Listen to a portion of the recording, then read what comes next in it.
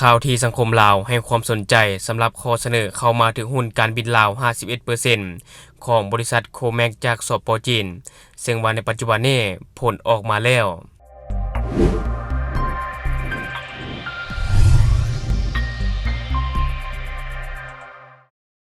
สบายดีท่านผู้ชมยินดีต้อนรับเข้าสู่รายการ Talk the New และหัวข้อที่ข้าพเจ้าอยากจะนำเสนอในมื้อนี้ก็จะมาเว้าถึงข่าวที่สังคมลาวให้ความสนใจก็คือว่าข้อเสนอที่เข้ามาถึงหุ้นการบินลาว 51% ของบริษัทโคแมกจากสป.จีน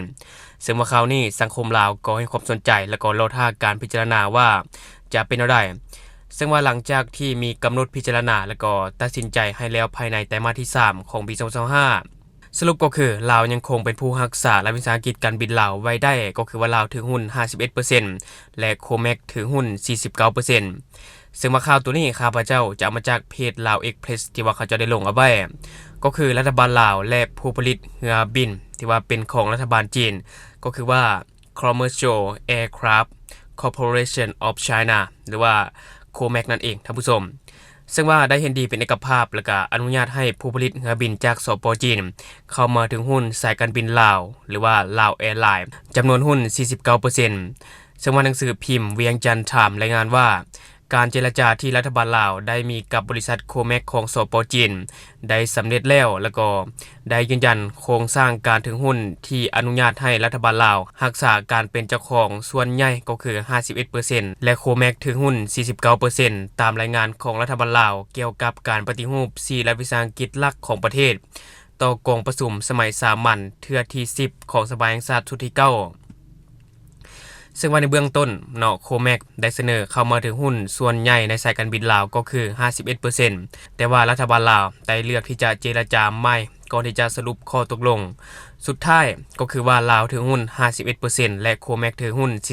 49%ซึ่งก็มีรายงานกล่าวไว้ว่าเพื่อให้สำเร็จข้อตกลงนี้จุดประสงค์นี้มีการสำรวจกฎการทรัพย์สินและประเมินมูลค่าทรัพย์สินของสายการบินลาวโดยหน่วยงานตรวจสอบที่เป็นเอกราชการร่วมมือกับบริษัทโคแมกนี่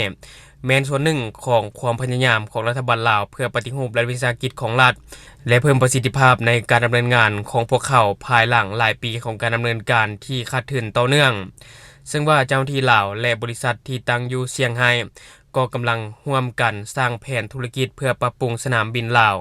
และจะถูกเสนอให้รัฐบาลลาวเป็นผู้อนุมัติรัฐบาลและโคแมกเซ็นบทบันทึกเข้าใจหรือว่า MOU เกี่ยวกับการร่วมธุรกิจในเดือนตุลาคม 2024และในเดือนเมษายนในปีนี้สายการบินลาวก็ได้นำเอาเรือบินโคแมก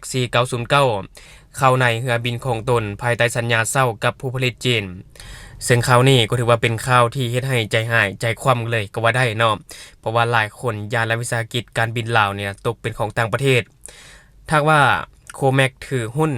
51% ตามที่เสนอมานี่นะมันก็มีทั้งข้อดีและก็ข้อเสียท่านผู้ชมซึ่งว่าข้อดีก็คือว่าจะได้ใช้บริการที่แตกต่างแล้วก็ดีขึ้นกว่าเดิมหลายเท่าเพราะว่าบริษัทเป็นผู้ผลิตเครื่องบินเองแต่ว่าข้อเสียก็คือลาวอาจจะเสียอำนาจในการบริหารสายการบินแล้วก็คอยถ้ารับส่วนแบ่งตามสัดส่วนการถือหุ้นเท่านั้นเนาะสรุปแล้วก็คือว่าลาวนี่นะยังบริหารการบินลาวอีกต่อไปและวันนี้ครับพระเจ้าจะพาท่านผู้ชมมาเบิ่งตำรวจกดคนเข้าเมืองจังหวัดหนองคายที่ว่าได้จับคู่ฮักแอดมินเว็บพนันออนไลน์ท่านผู้ชมที่ว่าเกี่ยมลักลอบข้ามแม่น้ำคลองมาตั้งฐานเฮ็ดเว็บพนันอยู่ลาวหลังจากฐานกัมพูชาถูกปิดลง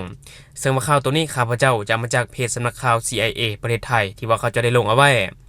ก็คือในเมื่อวันที่14พฤศจิกายน2025ชุดสืบสวนร่วมมือกับตม.หนองคายสมทบกับกองกำลังฝ่ายความมั่นคงลาดตระเวนตามแนวชายแดนแคมแม่น้ำคลองเพื่อป้องกันการลักลอบหลบหนีเข้าออกและสกัดกั้นเครือข่ายเว็บพนันออนไลน์หรือว่าแก๊งสแกมเมอร์ตามนโยบายของผู้บัญชาการตม.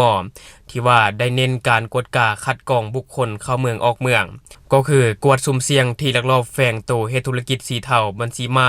และเครือข่ายเว็บพนันออนไลน์ข้ามชาติซึ่งว่าในขณะที่ปฏิบัติหน้าที่เจ้าหน้าที่ก็ได้พบเห็นหญิงชายสาวไทย2คนก็คือท้าววิรศักดิ์และก็นางสาวอรุณที่ว่ากำลังกะเกี่ยมลักลอบข้ามชายแดนทางช่องทางธรรมชาติไปยังประเทศเพื่อนบ้านเจ้าหน้าที่จึงได้เข้าตรวจสอบซึ่งจากการตรวจสอบก็พบประวัติว่าทั้ง2คนเคยเดินทางเข้าออกประเทศกัมพูชาหลายกว่า50ครั้งซึ่งทั้ง2คนก็ยังได้รับสารภาพว่าเป็นแอดมินเว็บพนันออนไลน์ที่เบิ่งแย่งหลายเว็บอยู่ในประเทศกัมพูชา ย้อนว่าด้านชายแดนฝั่งกัมพูชามีการปิดเนาะให้พวกเขาบ่สามารถเดินทางเข้าออกได้จึงได้ติดต่อหาหัวหน้าเพื่อเกี่ยมย้ายไปเฮ็ดเวียกกับเว็บ MGMB Bet คาสิโนแห่งหนึ่งอยู่ในสปปลาวซึ่งว่าพวกเขาก็ได้วางแผนที่จะลักลอบข้ามชายแดนผ่านปากเข็มน้ำของแต่ว่าถูกเจ้าหน้าที่จับกลุ่มได้ก่อนซึ่งว่าชุดสืบสวนก็ได้ควบคุมตัวทั้งสองคนดำเนินคดีตามระเบียบกฎหมายพร้อมทั้งขยายผลเส้นทางการเงินและก็เครือข่ายเว็บพนันออนไลน์ต่อไปซึ่งว่าช่วงนี้เนาะการปราบปรามแก๊งสแกมเมอร์เนี่ยนะในหลายประเทศก็ถือว่าดูเดือดทั้งในกัมพูชาในไทยและก็ส่วนลาวเฮาเองในปัจจุบันนี้ก็กำลังติดตามเบิ่งอยู่ว่าจะลงกวดในมือใดแต่ที่แน่ๆก็น่าจะมีการปราบแก๊งสแกมเมอร์ที่ว่ามีการเคลื่อนย้ายแล้วนะท่านผู้ชมอย่างเช่นในเขตเศรษฐกิจสามเหลี่ยมทองคำเนาะก็มีการเข้าไปกวดแล้วก็แก๊งสแกมเมอร์ต่างๆก็แตกซะไปคนละทิศทางนะท่านผู้ชมถ้าว่าเว้าถึงเรื่องสแกมเมอร์เนี่ยนะก็ถือว่าเป็นปรากฏการณ์ยอดท่อของสังคมเนาะที่ว่ากำลังคุกคามสังคมลาวแล้วก็ภายในประเทศอื่นๆก็เช่นกันแล้วก็การแก้ไขเข้าไปแล้วก็การแก้ไขมันก็ค่อนข้างยากท่านผู้ชมเพราะว่ามันมีเบื้องหน้าแล้วก็เบื้องหลังเนาะยังเที่ยงหูกันอยู่หั่นแหละและทั้งหมดก็คือสิ่งที่ข้าพเจ้าอยากจะนำเสนอในมื้อนี้หากว่ามีหยังคืบหน้าข้าพเจ้าจะเก็บมาฝากท่านผู้ชมเติมสำหรับท่านผู้ชมคนใดที่เบิ่งคลิปของข้าพเจ้าแล้วยังบ่ได้กดติดตามช่องยังบ่ได้กดกระดิ่งแจ้งเตือนก็อย่าลืมเนาะไปกดเพื่อเป็นกำลังใจให้ข้าพเจ้าได้ผลิตคลิปดีๆแบบนี้ออกมาเรื่อยๆหรือสำหรับท่านผู้ชมคนใดอยากตามนิติเตียนก็สามารถฝากไว้ได้ไปใต้คอมเมนต์ของเราแล้วจะเข้าไปอ่านแล้วก็ตอบแลกเป็นประสบการณ์นํกันอย่าลืมสนับสนุนกันโดยการกดติดตามช่องขอบใจ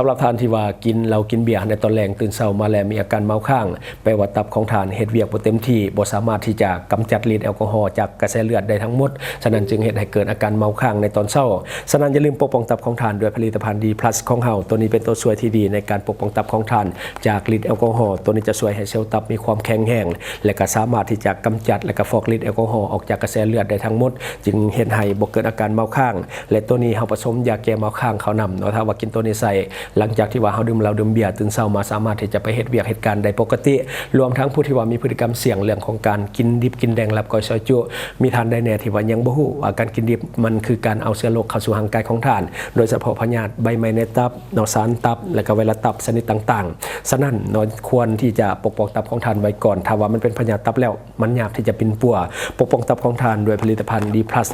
ของเฮาเนาะตัวนี้2 in 1ก็คือปกป้องตับจากฤทธิ์แอลกอฮอล์และก็ตัวที่2ก็คือปกป้องตับจากเชื้อพยาธิที่มาจากอาหารดิบและที่สำคัญกว่านั้นก็คือเป็นยาแก้เมาค้างในตัวนี้กินแล้วเห็นผลดีมีพลัสปกป้องตับและแก้เมาค้างในตัวเดียวกันรสชาติดีกลิ่นหอมกินง่าย